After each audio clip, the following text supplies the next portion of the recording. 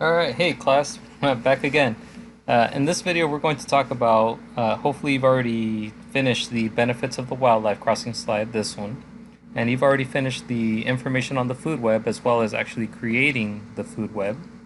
And the next part would be the ecological pyramids. As you remember in class we covered the ecological pyramids.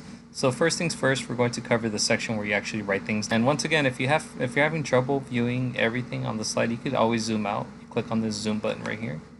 You can click on 50%. I feel comfortable with the 100%, so I'm going to go ahead and stay with that section right there. And it's going to say in this section, complete the following. State the percentage of matter/energies transferred between levels. State the quantity at each trophic level in kilograms of biomass that is necessary to sustain one mountain lion. So this little section is going to require you to do a bit of math, not too difficult.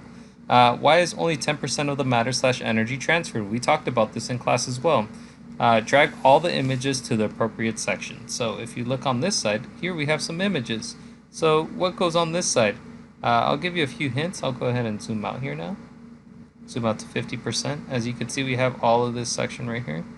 And also use the ecological pyramid to demonstrate the minimum amount of biomass at a producer level necessary to sustain a mountain lion with a biomass of, and then it doesn't really tell you how much, but the biomass is going to be a 80 kilograms. Now that we have that here, here we have the secondary consumer. So obviously this would go in this section of the ecological pyramid, and obviously you guys at this point should know where the producer goes and where the primary consumer goes, so I'm not going to go ahead and do that. But in the secondary consumer, I'll just drag this animal over here, and it's already been made transparent for you, so it doesn't really affect reading this section, and you could barely see P22 in there. And we know that only 10% is transferred over from the primary consumer to the secondary consumer, and also 10% of the energy from the producer is transferred to the primary consumer, so I'll go ahead and place that there. And I'll let you guys finish these off as well. These are acorns, and this is a piece of grass. And obviously you may know where this section goes. Now that that is done, make sure that you're completing this section over here. To write that down, state the percentage of matter/energy transferred between levels. So how much is the percentage of matter that's transferred from here to here? And as you can see, you've already shown that 10% is what is transferred each time that you are transferring from trophic levels.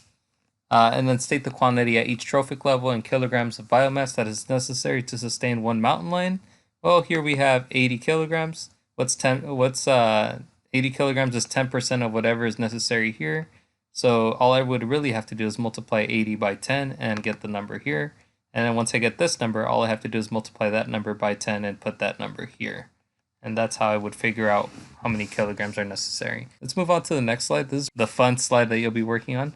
Here you'll be able to choose what you want your bridge to be made out of. So here I would recommend zooming out, probably just clicking on zoom out. And here, if you read it, it says choose what type of floor you want for your wildlife crossing. So mainly dirt floor or mainly grass with dirt below it. So which one do you want for your crossing? And all you have to do here really is drag this crossing here, and as you can see, that would go over the freeway, over these roads, and the animals would be able to cross here. And then it says wildlife crossing design, decorate the wildlife crossing with trees and bushes, at least 8 scrubs and 4 trees. So if you zoom in to this section, you should be able to see that over here, it says trees and scrubs. So all I have to do, and this is a pond, so all I have to do is start dragging these trees over here. If I wanted to decorate it a certain way, if I wanted to just make a straight line, whatever I wanted to do, I could do. Remember, if I put too much brush, it's going to make it difficult for the animals to get through.